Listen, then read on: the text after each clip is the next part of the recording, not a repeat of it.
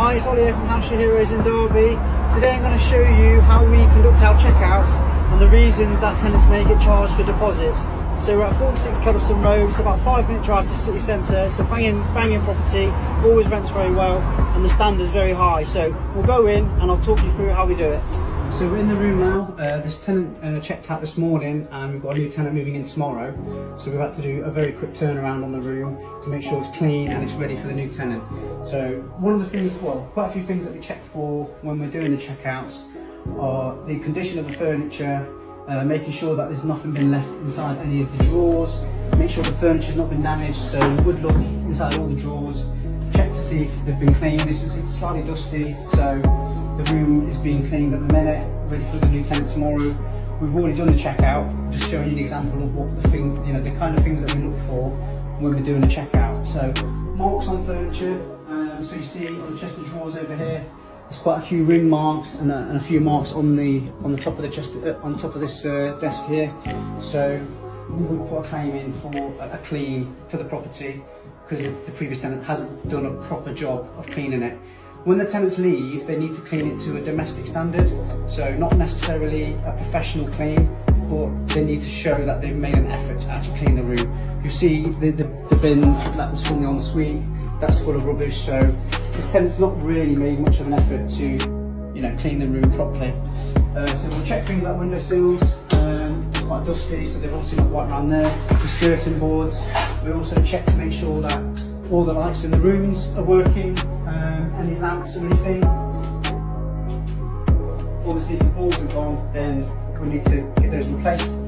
We'll also check things like under the bed, so this one's got drawers underneath the bed, so we'll check in there, make sure that we've left any rubbish or bits and bobs.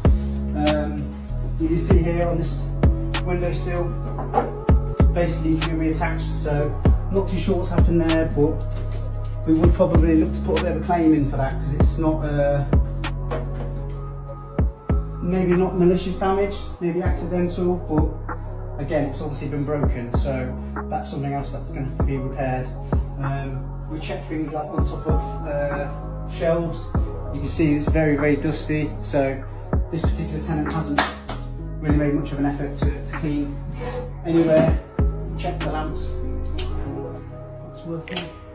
And then also we check the beds, so you can see the mattress itself is in good condition, there's no stains on there. We'll always look underneath as well to see if they fit the mattress, because sometimes tenants can be a little bit sly, maybe a little bit sort of sneaky with it. If they stain the mattress, they might just flip it over and hope that maybe we won't notice it. Also again, we'll pull the furniture out, look underneath, make sure there's no rubbish left. Again with the beds, we'll pull those out, make sure there's no rubbish or bits of litter left underneath. Check inside the wardrobes, make sure there's nothing been left. Can't really see where it's in there. And then the other things that we check are the doors, so we'll make sure that there's no marks or any damage to the doors. We'll check the condition of the walls, make sure they're not marked or dirty. And then again at the ensuites, so a couple of things that we check for is the extractor fan, make sure that that's been wiped out and clean. We'll check the showers, make sure that they're working.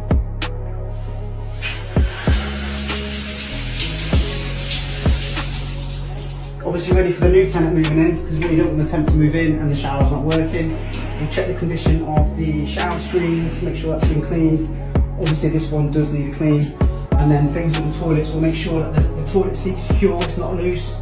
And then make sure that they're clean inside the toilet. Again with the sinks, make sure they're working.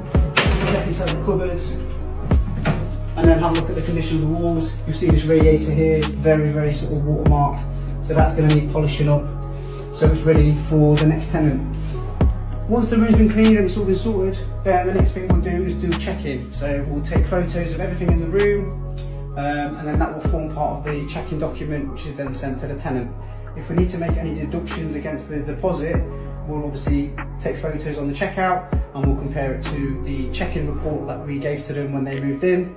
And then if there's any disputes, we can clearly show them that obviously when they moved in, it was in a good condition, and now obviously it's not in the same condition as it was when they moved in. So then therefore we can use that as evidence if we need to put a claim in through the deposit protection scheme.